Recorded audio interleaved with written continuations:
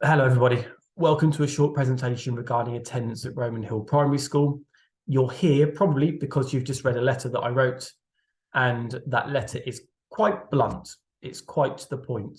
And I wanted to take this opportunity to share more information, better information, because it's very hard to communicate via letter. The letter outlines that we have to reduce our absence levels. Currently, our attendance is only 90%, which means 1 in 10 days of learning is being missed, and over 150 children are classed as persistently absent.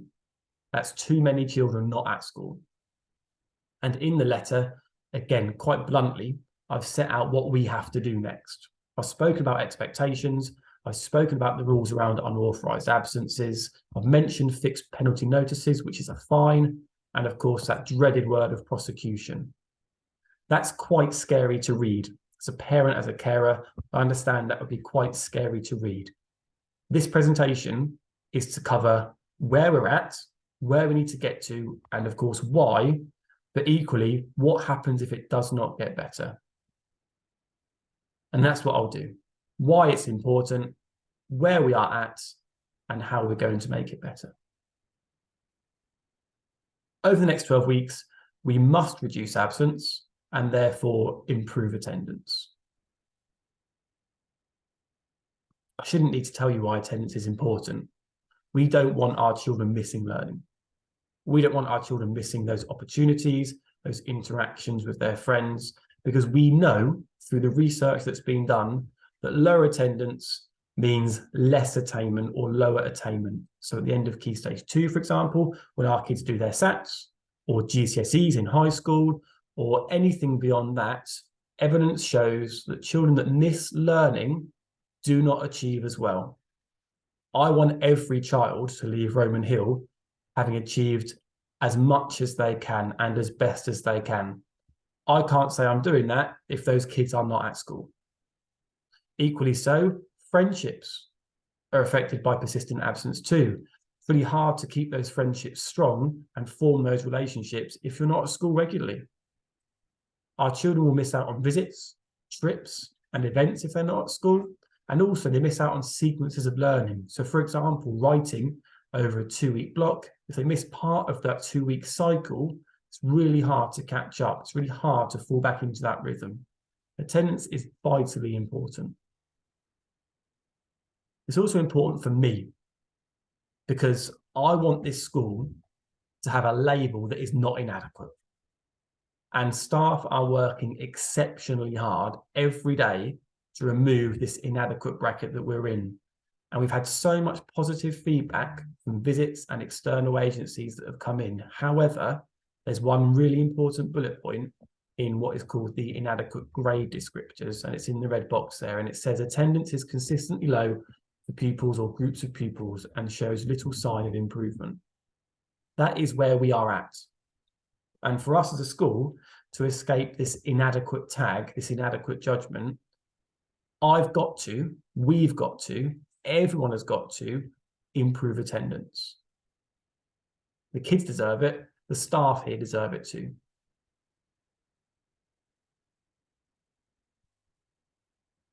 The law is quite simple.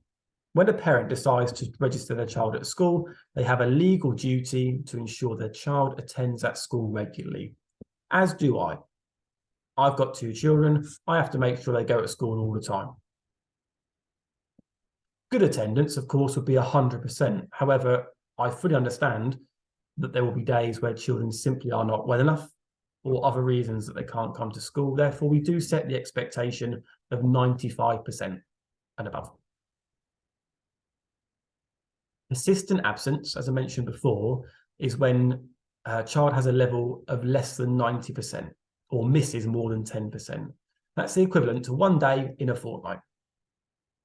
And we have a duty of care, of course, to make sure that we put all sorts of support in place to remove those barriers and re-engage those kids. We've also got to be really sensitive and really understanding of the reasons behind absence. And I'm absolutely confident in saying that Mrs. Adams absolutely does that. She works very closely to get down to what are the reasons behind absence. The reason should be quite simple. Child's too ill to attend. You've asked me as head teacher for permission, for example, for a funeral, observing a religious event, or a couple of other reasons that really don't happen at Roman Hill Primary School around travel. They are the only circumstances where children potentially are not at school. Things like holidays are not a reason to not be at school. Things like children get up and can't be bothered are not a reason. However, I fully appreciate there are barriers to attendance. Coming out of a world of COVID, where we were saying, don't bring your children to school at the first sign of any illness, we're now saying, if they're well enough, they need to be here. And if they're not well, we'll send them home. So there's anxieties around schooling, health anxieties, and of course, the impact of COVID on mental health too. Our pastoral support, our safeguarding support is excellent in school. So use that if they are the barriers to attendance for you as a parent or carer, but also for your children. We're also in the middle of a cost of living crisis where everything is double the price or more. Gas and electric has gone through the roof, and therefore financial worries are hitting our families hard. And again, we are there to help with that. Schools have budgets, schools have finances. Yes, they are stretched, don't get me wrong, but we can help. If you're thinking, I haven't had a chance to wash their uniform tonight, I don't want to send them in a dirty uniform tomorrow, tell us. We will help. And then routines, if children are going to bed late and they're waking up knackered, they're not going to want to go to school. If they're waking up too late and they're in a rush, they're not going to want to go to school. Okay, so routines at home are, again, something that we can support with, and we will support with if you reach out and let us know.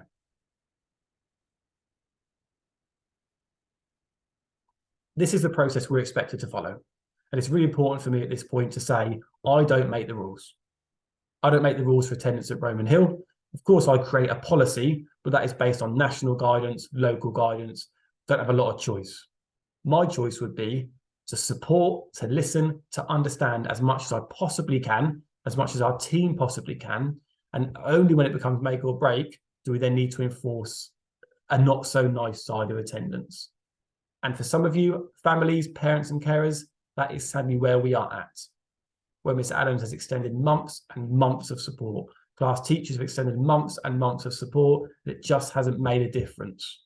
So for some of us, that is where we are at. We're at that last box there where we have to enforce the nasty side of attendance procedures, which is fining and prosecution. But for lots of you and your open, your honest conversations, we're still at a point where we can support to improve attendance. That flowchart there just shows you what I'm expected to do. And there's just some clarity on what the enforce box means. It's where all other avenues have been exhausted and support is not working or not being engaged with. Enforce attendance through statutory intervention or prosecution to protect the pupil's right to an education. Ultimately, every child deserves to be at school. So a reminder of our rules. These are the things that we can have a certain say in. Gates open at 8:40, they shut at 8:55. Any attendance after 9:05 is unauthorised. It's a late. We need you to be reporting attendance on the attendance line. I think it's option 1, preferably before about 8 o'clock, 8:15 in the morning. We also need medical evidence. When you've got appointments, dentists, doctors, whatever it might be, we need medical evidence. That can come in the form of a note, a prescription, that's set out in the letter. If you go on holiday, I have to issue a fine. In the same way that if I took my kids on holiday and suddenly Roman Hill Primary School didn't have a head teacher for a week, I'd get fined. And we have to reduce our leniency in our reasons for absence. We have no choice. We have to improve this situation. We'll still conduct home visits. Okay, Mr. Bedwell, Miss Adams will regularly turn up at houses and say, get to school. And we also are investigating patterns in absence. For example, the classic long weekend, Friday and Monday. Okay. Your children are very, very honest, and I love them for that. So when you call in sick on a Friday and they come in saying, yeah, Centre Parks was lovely, they're far too honest. But I do praise them for that. It's one of our 5 school rules. Now, this isn't all on you as parents and carers. The school has an equally important part to play in this, and therefore we will continue to improve in every area. And the paperwork that you'll read coming out soon will show that. The reports that you've read before show that. We will continue to build relationships. However, I understand off the back of this video, it's quite tricky, hence why I'm going into a bit more detail than just a letter. We're creating a culture where attendance is expected and valuing attendance. I don't mean that you have to attend 100% of the time to be recognised.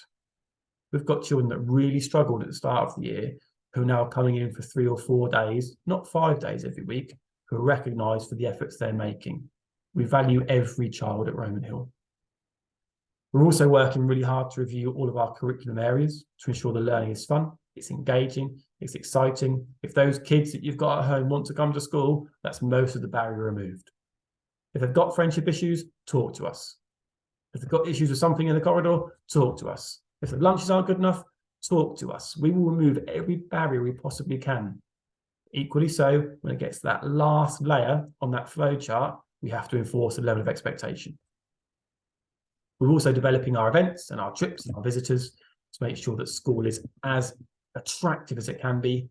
And through this sort of thing and events that we're doing in school, we want to improve parental engagement too. A word on fixed penalty notices, same thing as a fine. They're issued instead of prosecution. This is a way of us saying, this isn't good enough right now. We don't want to go to court over this. Here's a fine. They will be issued for holidays, persistent lateness, patterns in attendance that just don't add up to genuine illness. And I'm not going to pull the wool over your eyes. They are being issued quite regularly. They're issued to each parent or each liable adult as well. So you might get 2 in a household. If you've got a family of quite a few children, you'll get 1 per child. They rack up and they stack up. We don't want to issue these. I don't like issuing them. Sometimes we have to. They're also intended to prevent the need for court action. So if you get a fixed penalty notice and then attendance doesn't improve, you will then be prosecuted. Prosecution isn't done by the school. That is completely out of our hands. It's passed to the local authority and it's dealt with by them. We never want to get to that point. We never want to get to this point where we're even having to do a video about it. Sadly, we are. And there's just an example of the flow of when attendance doesn't improve. And by all means, look at that if you want to pause the video. It's also worth me at this point just saying that failing to ensure regular attendance is a safeguarding concern. Our safeguarding is wholesomely effective and our children are very, very well supported. So if you are struggling, let us know. We will help. Now, that comes to the end of most of the information I wanted to share. However, if I was you, as a parent of a Roman Hill Primary School child, I was thinking, hang on a minute, I've got a few concerns, a few worries, a few questions. I've tried to get ahead of what you might be thinking and preempt what your worries and questions might be. The first one is, what if my child has a medical need? We've got children in our school who have genuine medical needs. I don't mean a little bellyache, a headache, a sore finger. I mean genuine medical needs where they need regular hospital appointments, regular treatments, regular surgeries. As long as we have the evidence, they are authorised absences. It falls under that exceptional circumstances bracket. Most of those children will have health plans as well. What if my child has a SEND need? I've said before, I've got an 8-year-old autistic child at home who has an EHCP, and therefore I am in the same boat as many of you when it comes to getting a SEND child to school. However, I'm still expected to get my child to school. And I trust the school has all the support in place for them. If they didn't, I'd be on to the school saying, why are you not supporting my child properly? So if you're noticing a link between having a SEND child at home and a dip in attendance, talk to the class teacher, talk to the SENCO, and make sure that we are doing everything that we possibly can so that we're not a barrier, and make sure that they're ready for school, they're able to access school, and you're doing all you can at home, and it can only get better for that child. Will all the support stop is another question you might be thinking of. No, is the answer, because Adams will still continue to be a supportive measure in school, but equally so, she's also the one that has to come to me and say, Mr. Lee, you need to issue a fine. We've enlisted the support of an educational welfare officer who will work on those cases where they are going to prosecution, and there are cases going to prosecution. We're also going to begin a walking bus. A walking bus will be a couple of members of staff who've got a route around the local area to pick up children in the mornings. So if you're working, if you're struggling to get your child to school, you can put them in the walking bus, they'll be picked up and they'll be brought to school on time. It's an attendance mark for your child. They get here for the day, you can pick them up at the end of the day as normal. Home visits will continue as well. Two types of home visits. There's those that are supportive and helpful, and there's those where we've got to come around because we're not quite sure the child's ill. I'll be honest with you. We'll still continue to be open and honest. I'd like to think that through this video, you can see how open and honest we want to be.